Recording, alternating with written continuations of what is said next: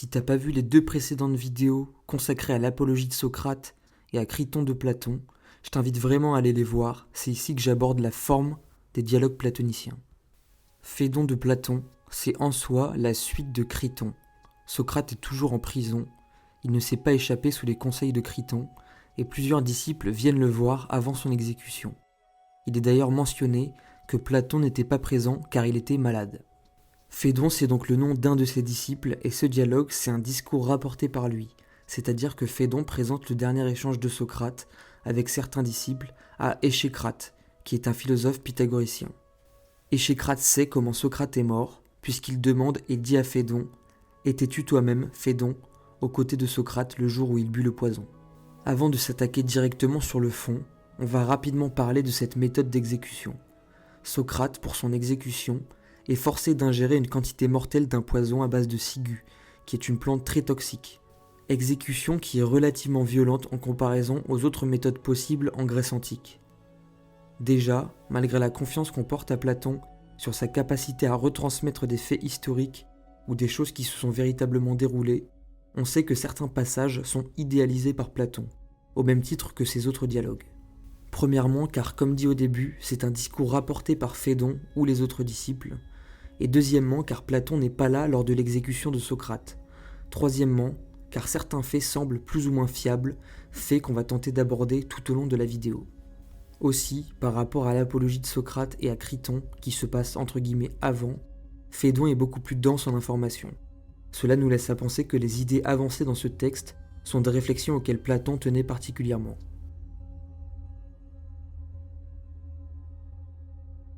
À la fin de l'apologie de Socrate, Socrate présentait l'éventualité d'aller retrouver certains hommes les plus illustres dans l'Hadès. Il mentionnait autant des personnes ayant réellement existé, comme Homère et Hésiode, que des personnages mythologiques tels qu'Orphée. L'Hadès, dans la mythologie grecque, c'est en soi le monde des morts. On appelle cet endroit l'Hadès, en référence en son roi, le dieu grec Hadès, frère de Zeus et de Poséidon. Hadès serait donc le roi du monde des morts ou le roi des enfers. Lorsqu'on parle des enfers dans la mythologie grecque, ça n'a pas la même signification que l'enfer dans les religions monothéistes. Dans les religions monothéistes, l'enfer s'est toujours opposé au paradis. Dans le texte de Platon, Socrate avance la présence de cet autre monde qu'est l'Hadès, un monde qu'il n'atteindra qu'à sa mort. Croire en un autre monde atteignable après la vie sur Terre amène plusieurs questions de spiritualité.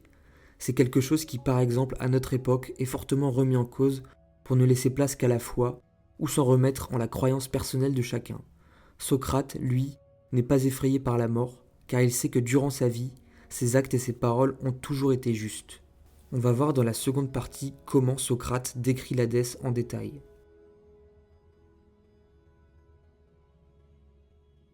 Avec la question assez lugubre liée à la mort, vient indirectement certaines questions liées à l'âme, que ce soit sur son existence, sur son lien avec le corps, ou même sur ce qui lui advient après la mort.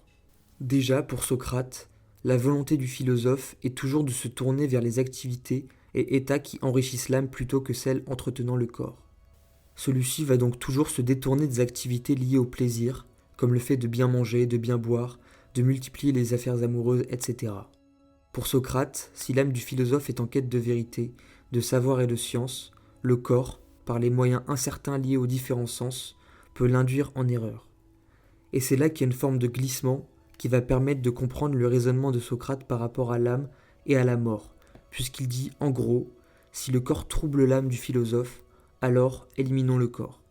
Se débarrasser du corps serait donc une forme de purification, où les choses seraient atteintes sans altération du corps et des sens. À ce moment du texte, un disciple de Socrate prénommé Cébès lui dit que pour la plupart des hommes, tout ce qui est lié à l'âme est assez flou et amène énormément d'interrogations et de problèmes.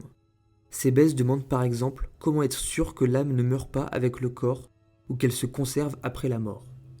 Socrate a une réponse assez technique puisque son raisonnement est assez alambiqué. Pour lui, les choses naissent de leur contraire. Par exemple, pour devenir petit, il faut être grand. Pour devenir mauvais, il faut être bon, etc.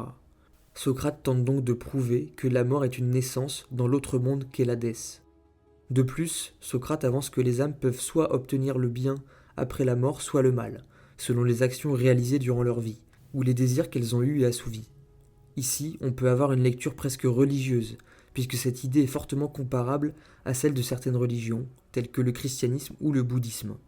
Pour ne pas corrompre l'âme, il faut donc s'écarter des plaisirs superficiels et des désirs vicieux. La question sur l'âme semble aporétique, ça veut dire qu'elle amène une certaine contradiction, et les disciples ne semblent pas convaincus par les réponses de Socrate. Certains d'entre eux avancent un exemple de taille pour montrer leur désaccord. Ils disent que si l'âme sans le corps sait atteindre l'harmonie, on peut alors comparer tout ça à une lyre, l'instrument. L'harmonie de la lyre est somptueuse lorsqu'elle est accordée, mais par contre, lorsqu'elle est cassée, que son bois est pourri et que les cordes sont brisées, l'harmonie est détruite et les sons produits sont désagréables à l'oreille. Socrate, pour répondre à cette analogie de la lyre, dit que l'âme n'est pas la résultante de l'harmonie provenant du corps, mais que l'âme est l'harmonie en elle-même. Cela veut dire que si l'on se réfère à la lyre, malgré le fait que son bois pourrisse au même titre que les corps et que l'instrument ne puisse plus offrir d'harmonie sonore, cela ne veut pas dire qu'une harmonie ne subsiste pas. Ici, on est purement sur une question métaphysique qui au final n'a pas de réponse puisqu'elle repose davantage sur une croyance que sur une connaissance véritable. Ses disciples plus ou moins convaincus souhaitent tout de même avoir l'avis de Socrate sur la notion d'immortalité de l'âme, car même si les corps sont temporaires, ils se demandent comment l'âme peut être éternelle. De même, ses disciples se demandent si le fait de s'incarner en humain ne corrompt pas l'âme. Socrate, tout au long de sa vie, en s'intéressant au savoir, aux principes et aux causes de toute chose, s'est surtout penché sur ce qu'il admet comme étant le bien, le beau et le vrai. Pour Socrate, l'âme est la partie divine de chaque être humain. Elle est donc impérissable et immortelle, ne pouvant mourir car elle est la cause de la vie en elle-même. Cependant, cela ne veut pas dire que l'âme doit se détourner du bien, même dans ce que Socrate appelle l'Hadès. Enfin, plus loin dans le Phédon, Socrate décrit les caractéristiques mystiques du jugement de l'âme.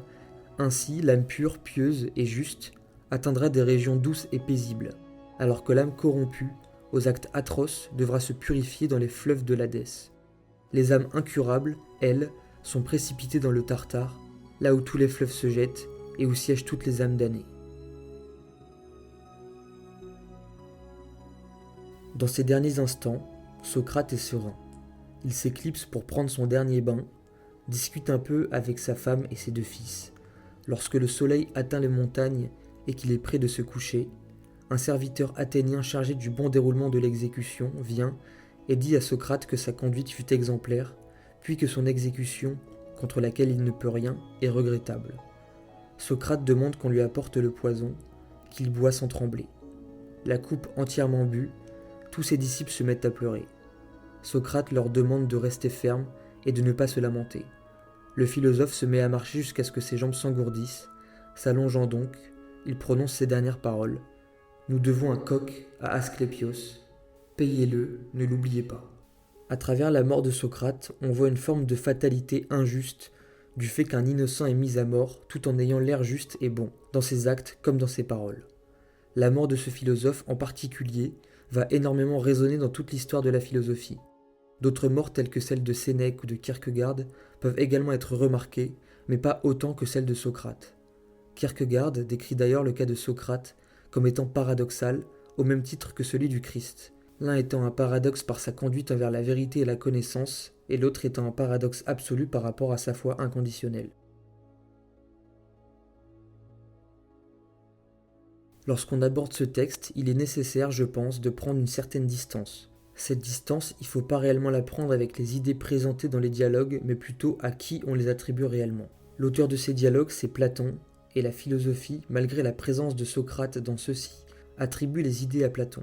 L'objectif de Platon dans la mise en scène de Socrate est multiple.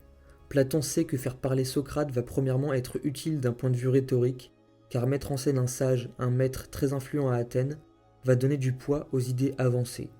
Deuxièmement, comme Socrate n'a rien écrit, Platon va faire passer son maître à la postérité via ses écrits à lui. Troisièmement, et c'est ce qu'on a vu durant tout le Phédon, mettre en scène Socrate en lui attribuant certaines idées va mystifier et idéaliser le personnage au point de créer une certaine légende dans laquelle il est difficile de démêler les faits historiques des faits inventés. C'est d'ailleurs un des problèmes liés au dialogue de Platon qui sont parfois les seules sources sur certains événements très importants qui ont perduré dans le temps. Événements pour l'histoire de la philosophie et de la pensée en général. Avec tout ce qu'on a vu dans ce texte sur la mort, sur l'âme, etc., il est nécessaire de dire que la pensée platonicienne est annonciatrice de certaines religions, que ce soit certains aspects du christianisme, mais également du bouddhisme.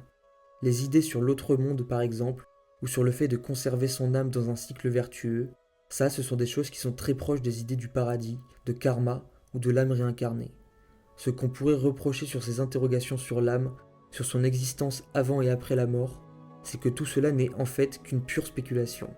On pourrait même dire aujourd'hui que ces raisonnements sont ultra biaisés, voire même que ce sont des sophismes, donc des raisonnements en apparence vrais, mais totalement faux.